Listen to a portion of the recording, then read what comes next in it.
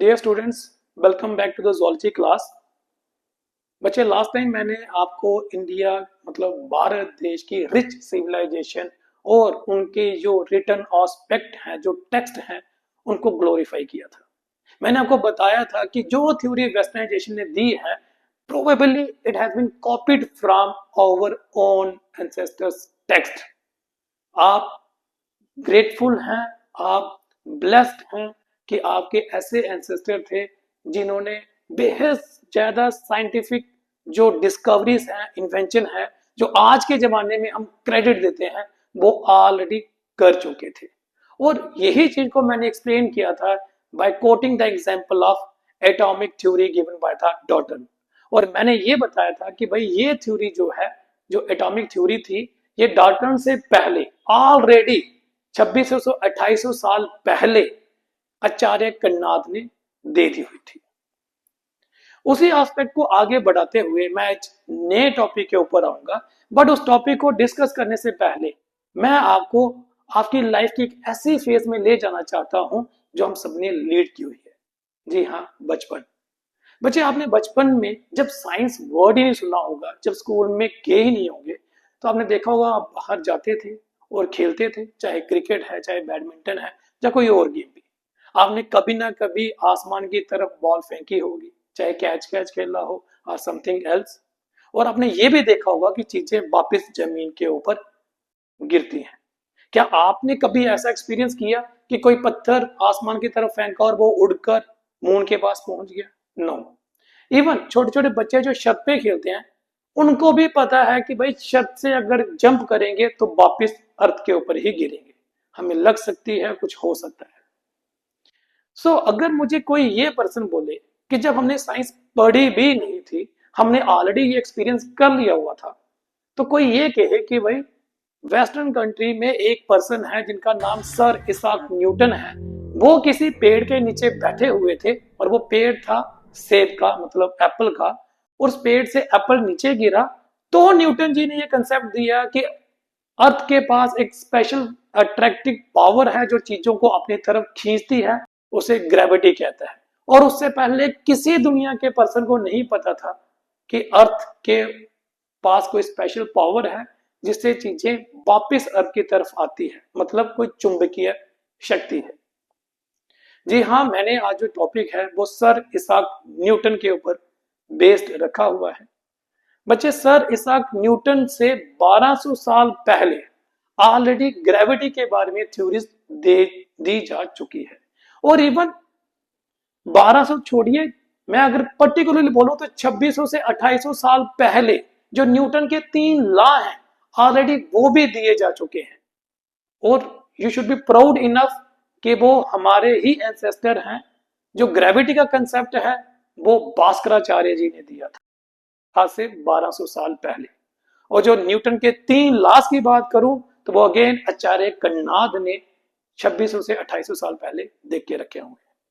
तो चलिए डिस्कस करते हैं रिगार्डिंग भास्कराचार्य की जो थ्योरी है जो उन्होंने प्रपोज की थी। भास्कराचार्य ने एक मेन बुक लिखी हुई थी जिसका नाम था सिद्धांता शिरोमणि। इसके साथ साथ उन्होंने सूर्य सिद्धांता जो कि आर्यभट्ट ने लिखी हुई थी, उसमें भी कंट्रीब्यूट किया। सिद्धांता शिरोमणि के 12वें चैप्टर के 32वें श्लोक, मतलब 32 नंबर के जो श्लोक हैं, वहां पर भास्कराचार्य जी क्या कहते हैं उसे मैं इंग्लिश में आपके साथ शेयर करूंगा। वो कहते हैं कि spherical earth stand in space due to दरानात्मिकम शक्ति। ठीक है, कि जो अर्थ है वो स्फेरिकल शेप है और वो स्पेस में अपनी जगह पर है, और वो इसलिए है क्योंकि इसमें एक शक्ति है जो ये दूसरों को अट्रैक्ट करके रखती है ताकि ये अपनी पर्टिकुलर जगह बना के रखे। कहने का अभिप्राय ये है, अगर मैं सिंपल सी एग्जांपल कोट करूं, तो जब भी एस्ट्रोनॉट अर्थ से जाते हैं स्पेस में, स्पेस शटल में, आपको पता होगा कि स्पेस शटल है जो आउटर स्पेस में है और वहां पर एस्ट्रोनॉट वगैरह जाते हैं, तो कभी कभी एस्ट्रोनॉट को बाहर जाना पड़ता है स्पेस शटल से फॉर रिपेयर और समथिंग एल्स। तो आपने देखा होगा वो अपने आप को बांध के रखते हैं शटल स्पेस के साथ। क्यों? क्योंकि अगर वो उसके साथ बांध के ना रखे और स्पेस शटल को छोड़ दे तो वो अनंत ब्रह्मांड में कहीं ना कहीं खो जाएंगे, क्योंकि ग्रेविटी का असर फीबल हो जाता है वहां पर। लेकिन क्या आपने कभी सोचा है कि अर्थ, मून, या फिर मरकरी, वीनस, मार्स, जुपिटर, ये अपने ऑर्बिट पे लगातार घूमते रहते हैं, ये क्यों नहीं एक दूसरे से दूर चले जाते और अनंत ब्रह्मांड में कहीं भी पहुंच जाए? इसका मतलब कोई ना कोई ऐसी पावर ऑफ अट्रैक्शन है, कोई ना कोई ऐसी शक्ति है जिन्होंने आपस में इनको बांध के रखा हुआ है। और यही भास्कराचार्य ने बोला था कि ये दरानात्मिकम शक्ति होती है जो अर्थ को अपने ऑर्बिट में पकड़कर रखती है। इन्होंने फिर से ये बोला, और सेम चीज सर इसाक न्यूटन ने भी बोली थी। तो ये क्या कहते हैं कि every object fall on the अर्थ। ठीक है, कोई भी ऑब्जेक्ट है, अगर मैंने हाथ में पेन है वो जमीन के ऊपर गिरेगा, अगर मैं उसे छोड़ देता हूं, अगर मैं बॉल को आसमान की तरफ फेंकता हूं वो जमीन के ऊपर ही गिरेगा। अगर कोई एरोप्लेन भी, तब तो एरोप्लेन नहीं थे, मैं आपको एग्जांपल दे रहा हूं, कोई एरोप्लेन भी क्रैश हो जाए, खुदा ना खालसा, वो भी जमीन के ऊपर गिरेगा। तो ये कहता है कि every object fall on the earth या ground due to the earth force of attraction. और ये इन्होंने सिद्धांता शिरोमणि के 6 श्लोक में मेंशन किया हुआ है। आप देखिए, न्यूटन ने भी तो यही कहा। सर इसाक न्यूटन भी कहते हैं कि भाई अर्थ हर चीज को अपनी तरफ अट्रैक्ट करती है and every object fall on the ground. तो सेम सेम आपको नहीं लगता ये कुछ ज्यादा ही मैटर ऑफ कोइंसिडेंस हो गया? चलिए, अपार्ट फ्रॉम दैट मैं इससे भी थोड़ा सा और आगे बढ़ता हूं और आपको लेके चलता हूं एक और छोटे से टॉपिक के ऊपर जो कि भास्कराचार्य से है। भास्कराचार्य की जो बेटी थी वो उनसे बड़े सारे क्वेश्चन पूछती थी, काफी ज्यादा क्यूरियस थी, और उसके क्वेश्चन आंसर के लिए उन्होंने स्पेशली बुक लिख दी जिसका नाम था लीलावती। और लीलावती जी क्या पूछते हैं, वो कहते हैं कि अर्थ को अगर हम ध्यान से देखें तो हमें लगता है ये फ्लैट है, तो क्या अर्थ फ्लैट है? तो भास्कराचार्य बोलते हैं कि नहीं, अर्थ फ्लैट नहीं है, अर्थ सफेरिकल इन स्ट्रक्चर है। ठीक है, ऑलमोस्ट सफेरिकल। जैसे कि उन्होंने एग्जांपल कोड की कि एक सर्कल को अगर हम ड्रा करें और उस सर्कल को काफी ज्यादा मैग्नीफाई कर दें, तो सर्कल का छोटा सा हिस्सा भी हमें स्ट्रेट लाइन की तरह लगता है, क्योंकि हमें सिर्फ वो छोटा सा हिस्सा दिख रहा है। और अगर हम दूर से उसे देखें तो हमें पता चल जाएगा ये छोटा सा हिस्सा स्ट्रेट नहीं है बट सर्कुलर है। इसी तरीके से उन्होंने और भी बेहद ज्यादा क्वेश्चन आंसर डिस्कस किए हुए हैं जो कि लीलावती में उन्होंने लिखे हैं। अगर कोई देखना चाहता है तो वो वहां पर देख सकता है। अब बात आती है न्यूटन के 3 लॉज। अब न्यूटन के जो 3 लॉज हैं, मुझे तो जानकर बेहद हैरानी लगी जब मैंने खुद वहां पर, आप इंटरनेट पे भी देख सकते हैं, पढ़े। वो काफी ज्यादा, हद से ज्यादा सिमिलैरिटी रखते हैं आचार्य कन्नाद ने जो लॉज दिए हुए हैं। तो चलिए हम बारी बारी उसके ऊपर डिस्कस करते हैं।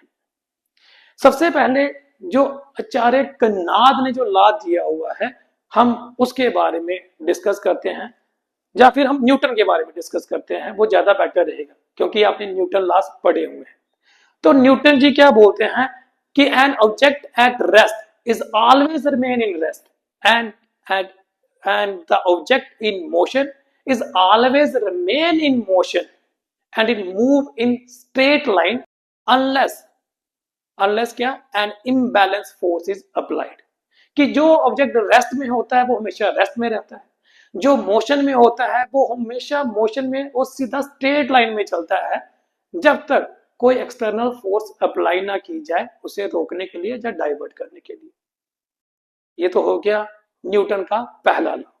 अब देखिए इसकी सिमिलैरिटी जो कन्नाद ने बोली हुई है, और वो क्या बोली हुई है। कन्नाद जी बोलते हैं वेगा निमित भविष्यता किमेनो जायते।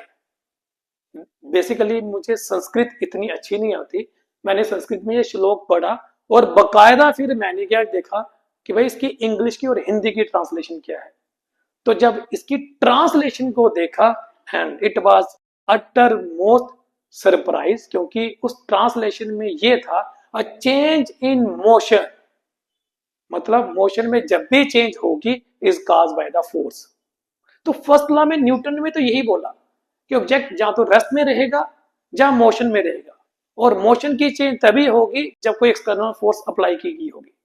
तो कनाद ने भी यही बोला कि भाई अगर कोई चीज मोशन में है, ठीक है, उसकी चेंज तभी होगी जब कोई एक्सटर्नल फोर्स लगाई जाएगी। तो क्या ये मैटर ऑफ कोइंसिडेंट है कि दोनों एक ही जगह पर पहुंचकर जस्टिफाई कर रहे थे? हो सकता है ये मैटर ऑफ कोइंसिडेंस है। तो चलिए हम दूसरे लॉ की तरफ बढ़ते हैं। अब जो न्यूटन का दूसरा लॉ आता है वो एक्सेलरेशन के ऊपर बेस्ड है, और वो क्या कहता है कि एक्सेलरेशन ऑफ द मास, ठीक है, ऑफ द ऑब्जेक्ट, कि किसी भी ऑब्जेक्ट का जो एक्सेलरेशन है वो डिपेंड करता है mass of the object as well as amount of the force applied. कि मतलब किसी भी ऑब्जेक्ट का जो एक्सेलरेशन है वो उसके मास के ऊपर डिपेंड करता है, एज वेल एज उसके ऊपर कितनी फोर्स लगाई गई है। अब देखिए आचार्य कन्नाद ने 2600 से 2800 साल पहले क्या बोला हुआ है, और वो बोलते हैं बेगा निमित्रोपनेत किमनो जायते नैतिक क्रियाम बंधते हेतु। अब अगेन ये संस्कृत है, और टू बी वेरी फ्रेंकली मुझे इसका इतना आइडिया नहीं था। अगेन मैंने इसको ट्रांसलेट किया, शायद संस्कृत का जो उच्चारण है वो मेरे से गलती भी हो सकती है, बट उसका जो हिंदी में अनुवाद है, जो इंग्लिश में अनुवाद है, वो मैं आपको परफेक्टली बताने की कोशिश करता हूं। वो ये कहते हैं कि an impress force can cause proportional change in motion in the direction of the force. अब बात को समझने की कोशिश कीजिए। उन्होंने बोला कि एक्सेलरेशन ऑफ द जो ऑब्जेक्ट होता है, किसी भी ऑब्जेक्ट की जो एक्सेलरेशन होती है वो उसके मास के ऊपर डिपेंड करती है और फोर्स अप्लाइड के ऊपर डिपेंड करती है। और ये भी यही बोलते हैं कि an impress force can cause proportional change in motion in the direction of the force.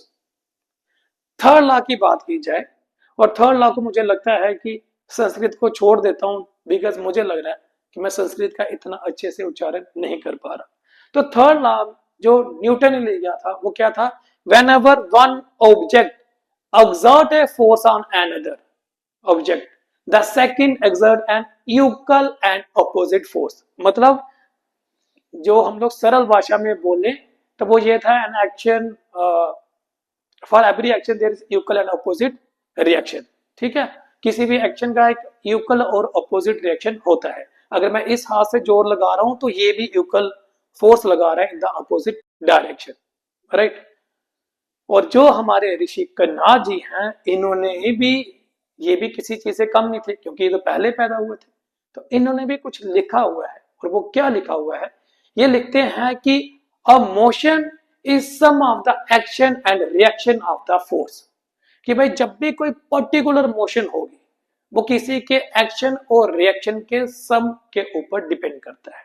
Let's say यहां से ये फोर्स आ रही है और यहां से कोई फोर्स आ रही है, अगर ये इसको ओवरकम कर रहा है तो ये एक्शन और रिएक्शन के ऊपर जो फोर्स लगी है उसकी वजह से है। अब मुझे बताइए क्या थर्ड लॉ भी मैटर ऑफ कोइंसिडेंस आप कहोगे? मतलब इतने सारे कोइंसिडेंस कैसे हो सकते हैं? कि सबसे पहले भास्कराचार्य बोलते हैं कि अर्थ के पास एक अपनी पावर है, ठीक है, और ये चीजों को अपनी तरफ अट्रैक्ट करती है, और न्यूटन बोलता है कि अर्थ अपनी तरफ अट्रैक्ट करती है, उसे हम ग्रेविटी कहते हैं। लेकिन भास्कराचार्य जो है उन्होंने ग्रेविटी वर्ड नहीं दिया हुआ, हम हिंदी में बेसिकली गुरुत्वाकर्षण कहते हैं, राइट। अब न्यूटन ने जो 3 लॉ दिए हैं जो वर्ल्ड वाइड फेमस है, और इवन उनके लिए उनको नाइटहुड भी मिला हुआ है, वही चीज 2600 से 2800 साल पहले आचार्य कन्नाद ने दी, but no credit at all. Why so? Because हम लोग अपने ही लिटरेचर को, अपने ही एंसेस्टर टेक्स्ट को नहीं पढ़ते हैं और आंखें बंद करके दूसरों को फॉलो करते हैं। इस तरीके से तो मुझे लगता है कि एक वक्त ऐसा आएगा जब हम घर में चाय बना रहे होंगे, राइट, और हम जानते हैं कि हम उस चाय में इलायची डालते हैं, दालचीनी डालते हैं, राइट, और इसके साथ साथ अगर कुछ और तुलसी वगैरह डालते हैं, तो एक दिन ऐसा नहीं है जब हम खुद ही बोलेंगे भाई हमें तो चाय भी नहीं बनानी आती थी, ये भी हमने वेस्टर्न कंट्री से सीखा है कि चाय में ये चीजें डाली जाती हैं। हल्दी के बारे में अगर मैं बोल दूं तो हम जानते हैं कि हल्दी किसी भी गौ को भरने के लिए यूज की जाती है, इम्यूनिटी बूस्टर है, दूध में डाल के पियो, तो हमारी इम्यूनिटी बढ़ जाती है। यही हमारे एंसेस्टर बोलते हैं तो हम इस चीज को टोटली बायकॉट कर देते हैं। लेकिन अगर यही वेस्टर्न पीपल बोलते हैं कि भाई हल्दी का सेवन करो और उससे ये चीजें मिलती हैं, तो हम अप्रिशिएट कर देते हैं। देखा जाए तो वेस्टर्न ने ये एस्पेक्ट भी इंडिया से ही लिया हुआ है। तो डेट वाज ऑल अबाउट, ये एक बेहद महत्वपूर्ण था बिकॉज मुझे लग रहा था कि मोस्ट ऑफ द स्टूडेंट सोचेंगे कि मैटर ऑफ को इंसिडेंट हो गया और डाल्टन थ्योरी और आचार्य करनाथ की थ्योरी सेम सेम आ गई। इट डजंट मीन कि हमारा जो टेक्स्ट है वो हाईली साइंटिफिक एटीट्यूड रखता है, उसमें साइंटिफिक कोई नॉलेज है। तो मैं बताना चाहता हूँ बेहद ज्यादा एस्पेक्ट हैं। जब आप उसमें वन बाय वन जाएंगे आप खुद सरप्राइज हो जाएंगे कि हमने अपने ही टेक्स्ट को ग्लोरीफाई क्यों नहीं किया हुआ। थैंक यू बच्चे।